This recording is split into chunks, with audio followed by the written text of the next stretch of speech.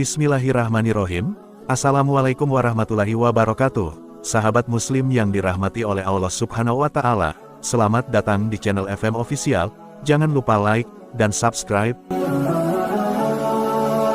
Kali ini kita akan membahas sebuah kisah dalam kitab Al-Fawaid Al-Muhtara li Saliki Tariq Al-Alhirah, karya Habib Ali bin Hasan Baharun. Beliau adalah murid dari Habib Zain bin Ibrahim bin Smith Hadramaut Tarim Yaman. Dalam kitab tersebut diceritakan, suatu ketika Syekh Abdul Qadir Al-Jailani melihat kehadiran Rasulullah Shallallahu Alaihi Wasallam yang mendatanginya sebelum melaksanakan salat zuhur. Seketika itu ia kaget, dan tak lama kemudian Rasulullah bertanya, "Wahai anakku, mengapa kamu takut berbicara di hadapan orang banyak?" "Wahai ayahku," jawab Syekh, "aku ini tumbuh dan besar di tengah-tengah penduduk yang tak pandai berbicara. Lantas bagaimana aku mau berbicara di hadapan penduduk kota Baghdad yang pandai berbicara? Ditambah lagi ulamanya banyak yang alim," jawab Syekh Abdul Qadir dengan rasa malu. Mendengar jawaban Syekh Abdul Qadir, Rasulullah langsung memerintahkan beliau untuk membuka mulutnya. Lalu Rasulullah meludahi mulut Syekh Abdul Qadir Al-Jailani sebanyak 7 kali. Kemudian Rasulullah bersabda, "Sekarang, pergilah dan bicaralah di hadapan manusia, berdakwalah, ajak mereka ke jalan Allah, dan berikan mereka nasihat-nasihat yang baik."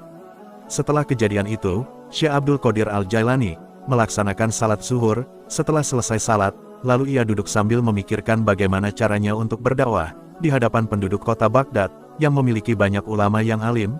Sementara dengan adab yang dimilikinya, ia melihat bahwa dirinya bukanlah orang yang pandai berbicara dan bukan lebih alim dari para ulama Baghdad, namun ia harus tetap berdakwah karena baru saja diperintahkan Rasulullah Shallallahu Alaihi Wasallam.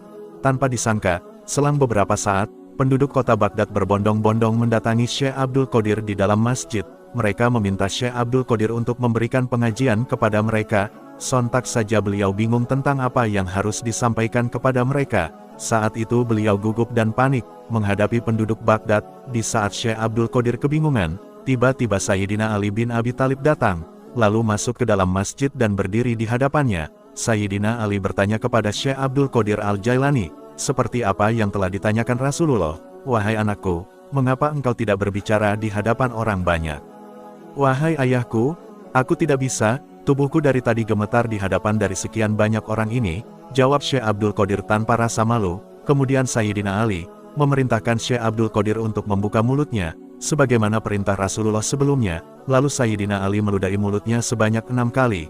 Hal itu membuat Syekh Abdul Qadir merasa heran. Syekh Abdul Qadir pun menanyakan Sayyidina Ali, "Mengapa engkau meludahi mulutku hanya 6 kali, sedangkan Rasulullah 7 kali?" Tanya beliau penasaran. Ini merupakan adab kepada Rasulullah dengan tidak melebihi darinya, jawab Sayyidina Ali. Setelah kejadian itu maka Sayyidina Ali pun pergi.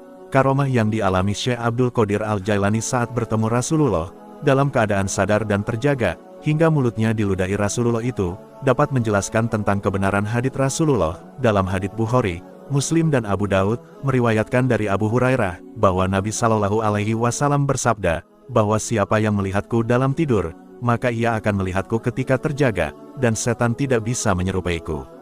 Al-Qadi Abu Bakar bin Al-Arabi, salah seorang ulama Malikiyah, beliau mengatakan, melihat Nabi dan malaikat, serta mendengar ucapan mereka, adalah mungkin bagi orang beriman, sebagai bentuk karomah dan kemuliaan baginya, adapun orang kafir sebagai hukuman.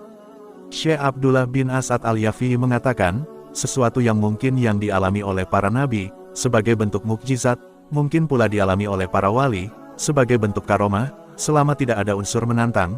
Sayyidina Utsman bin Affan, ketika rumah beliau dikepung oleh pemberontak, beliau menyendiri di dalam kamar, lalu melihat Rasulullah datang dan bersabda, "Kalau mau, kamu bisa ditolong atas mereka, atau kalau mau, kamu juga bisa berbuka bersamaku." Lalu Utsman memilih berbuka bersama Rasulullah. Di hari itulah Utsman terbunuh sebagai syahid. Sebelum matahari terbenam, itulah jawaban dan kejadian yang dialami oleh para waliullah dan para ulama tentang pertemuan dengan Rasulullah. Sedangkan Rasulullah telah lama wafat.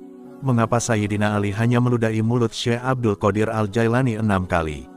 Disinilah kita melihat adab Sayyidina Ali, yang begitu mulia, karena ia tidak mau melebihi apa yang telah dilakukan Rasulullah Shallallahu Alaihi Wasallam.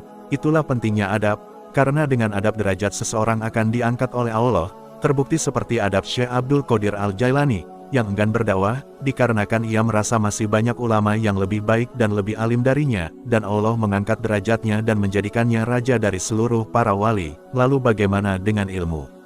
Ilmu juga merupakan unsur yang sangat penting, namun itu setelah adab. Dahulukan adab daripada ilmu, setinggi apapun ilmu seseorang, tetapi jika ia menjadikan adab elemen yang kedua setelah ilmu, maka sungguh tidak berharga ilmu itu. Wallahu a'lam, demikianlah kisah ini, semoga bermanfaat. Lebih dan kurangnya mohon dimaafkan. Wassalamualaikum.